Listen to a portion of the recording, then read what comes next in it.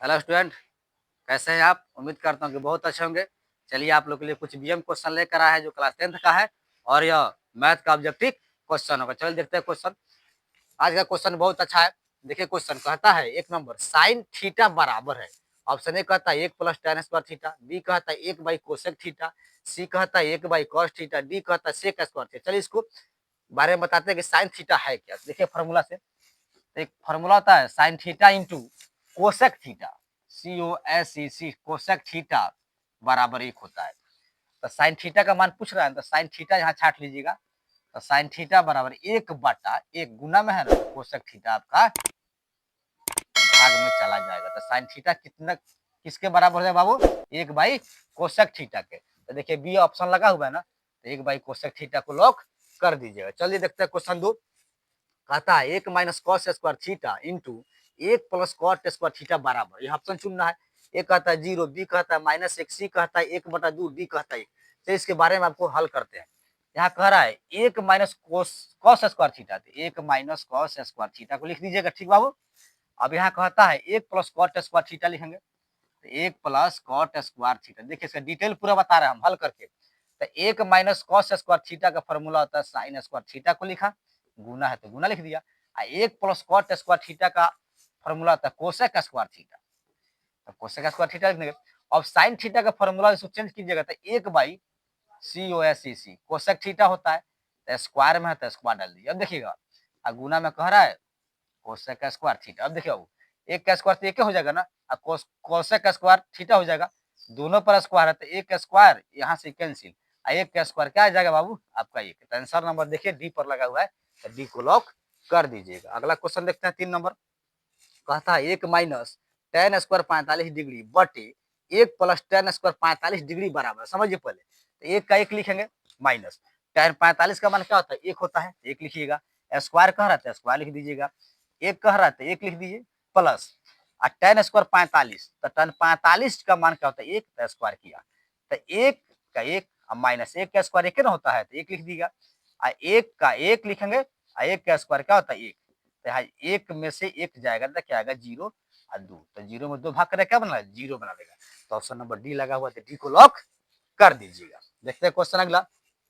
sin² theta plus cos² theta बराबर कह रहा है व्हाट, अर्थात sin² theta plus cos² theta का मान बाबू याद कर रखिए 1 होता है। 1 देखिए ऑप्शन नंबर 1 पर लगा हुआ है, 1 को लॉक कर दीजिएगा। चलिए देखते हैं क्वेश्चन 5। 5 कहता है किसी मीनार की ऊंचाई 10 मीटर है, जब सूर्य का उन्नयन कोण 45 डिग्री हो तो मीनार की छाया की लंबाई ज्ञात करना है। देखिए इसको हल करके बताते हैं। मान लेते हैं यहाँ पर, समझिएगा थोड़ा देर बाबू, इसका सोल्व करते हैं। यहाँ पर इस तरह कर दिया, यह आपका मीनार ले लिया गया। मीनार समझते रहे बाबू, एक एक स्टेप पर ध्यान दीजिएगा, समझ में आ जाएगा। एक एक स्टेप पर आप ध्यान दीजिए। ये मीनार है, तो कह रहा है मीनार की ऊंचाई कितना बाबू है? 10 मीटर है। कितना बता रहा है? तो 10 मीटर, हम 10 मीटर ले लिए।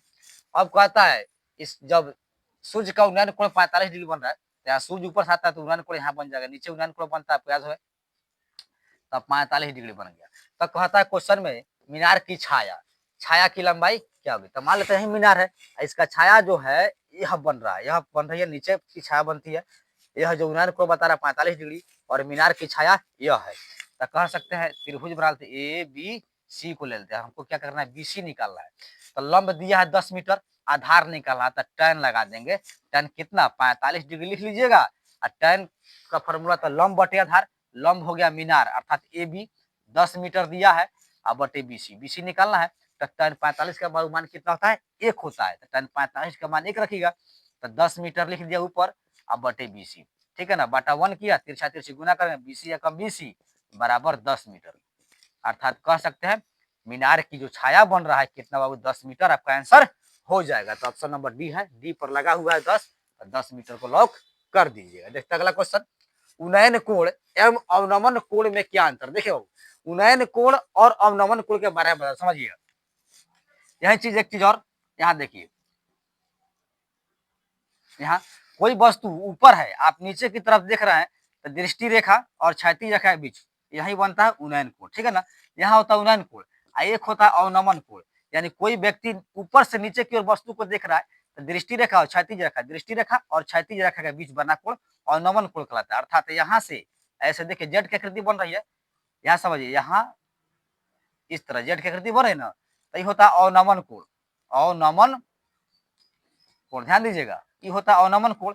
और नीचे क्या होता है, उन्नयन कोण होता है। उन्नयन कोण आपका बन जाता है। तो अवनमन और उन्नयन अंतः एकांतर कोण के अनुसार क्या जेड की आकृति बन रही है, यह कोण और यह कोण दोनों बराबर होंगे तो क्या होते हैं, समान होते हैं।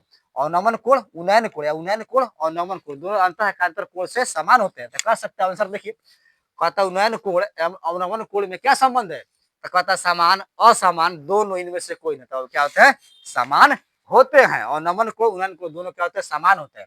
अगला क्वेश्चन कहता है 7वां, साइन 59 डिग्री अब बटे कॉस 31 डिग्री। देखिए बाबू, इस तरह क्वेश्चन अक्सर एग्जाम में आते रहते हैं।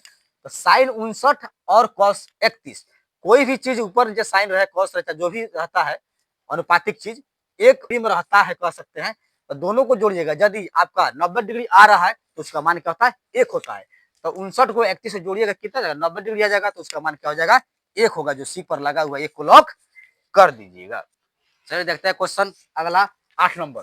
कहता है बहुपद 10x-25 का शून्यक है। देखिए बाबू, किसी का शून्यक का है, या पिछली वीडियो में आप लोग को बता चुके, जिक्र कर चुके ऐसे क्वेश्चनों का। तो बहुपद 10x-25 का शून्यक है। शून्यक कोई भी संख्या को होता है निकालने के लिए, कोई बहुपद का शून्यक को होता है निकालने के लिए, जितना दिया रहता है उसको शून्य बना लीजिएगा। जैसे मैं यहाँ बना रहा, देखिएगा 10x-25 बराबर क्या बनाइएगा बाबू, 0 लिख दीजिएगा, शून्यक निकल जाएगा। यहाँ क्या करते हैं, एक्स का मान निकालना होता है, तो 10x बराबर माइनस में इधर लाएंगे तो 25 प्लस चल जाएगा, तो x बराबर 25 अब बटे कितना जाएगा आपका 10, कटा सकते हैं, कटाइएगा 5 से, 5 दूना 10 और 5 25, तो कह सकते हैं x बराबर 5/2 आंसर आ जाए। खोजिए कहाँ है x का मान, 5/2, 5/2 कहाँ मिल रहा है, ऑप्शन नंबर ए पर है, तो ए को लॉक कर दीजिएगा। फिर देखते हैं क्वेश्चन, यदि tan थीटा बराबर √3 तो थीटा का मान क्या होगा। तो √3 tan कितना डिग्री का मान √3 होता है, फिर समझे, tan थीटा बराबर कहता है √3, तो tan कितना डिग्री का मान √3 होता है, tan 60 डिग्री का मान √3 होता है, रट लीजिएगा। तो tan 60 का मान क्या होता है, √3 होता है। चलता है अगला क्वेश्चन 10 नंबर। कहता है बिंदु P -6,8 की दूरी मूल बिंदु से। देखिए बाबू, यह अक्सर क्वेश्चन जो है एग्जाम में आते रहते हैं। बिंदु P कोई भी बिंदु पर रहेगा, कोई भी यहाँ डी दिया रहेगा, तो -6 और 8 की दूरी मूल बिंदु से है।